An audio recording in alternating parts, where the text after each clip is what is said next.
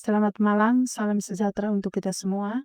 Saya Edel Trudis Kurelhati, NIM 0548546683, Prodi Ilmu Pemerintahan. Saya akan menjawab tugas 1, yaitu tentang term. Yang pertama, term pada hakikatnya terbagi menjadi banyak jenis. Sebut dan jelaskan 3 dari macam term tersebut, serta juga contohnya. Dan yang kedua, jelaskan dan berikan contoh bentuk sesat pikir atau logical fallacy. Bagaimana agar terhindar dari hal tersebut. Yang pertama tentang term. Term biasanya merujuk pada istilah atau kata-kata spesifik yang digunakan untuk menyampaikan konsep tertentu. Ada 3 jenis term yang sering digunakan, yaitu yang pertama istilah teknis. Ini adalah kata atau frasa yang digunakan dalam bidang khusus seperti teknologi, kedokteran, atau ilmu pengetahuan. Contohnya adalah firewall dalam teknologi informasi, yang merupakan sistem keamanan untuk melindungi jaringan komputer dari akses tidak sah atau serangan berbahaya. Adapun istilah lain yaitu istilah hukum. Istilah hukum ini yang digunakan dalam dunia hukum untuk merujuk pada konsep atau prosedur tertentu. Misalnya, yang umum dikenal adalah habeas corpus, yaitu prinsip hukum yang melindungi individu dari penahanan sewenang-wenang tanpa alasan yang jelas, sehingga menjamin kebebasan dan perlindungan hukum bagi setiap warga negara. Berikut istilah filosofis.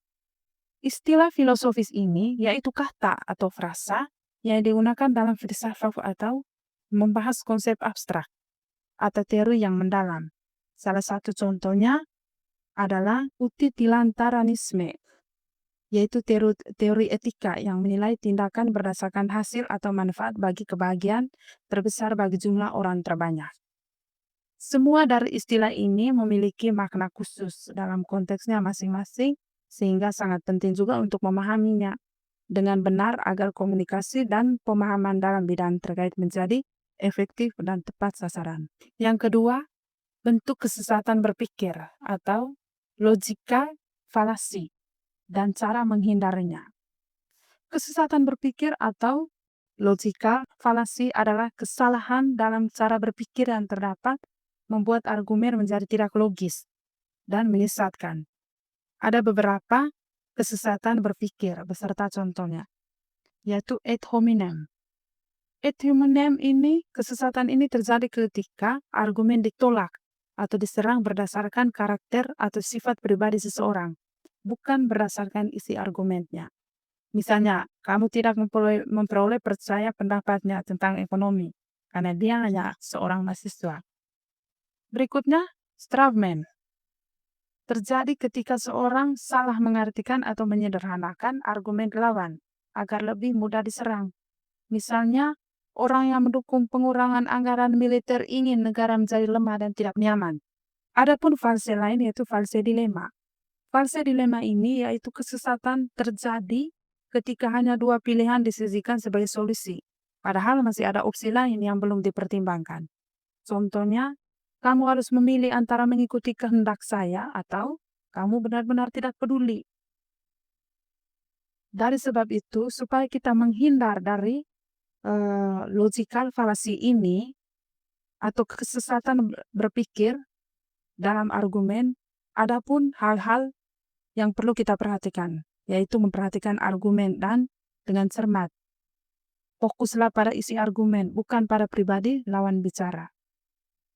Berikutnya, mengidentifikasikan dan menghindari jebakan 2 pilihan.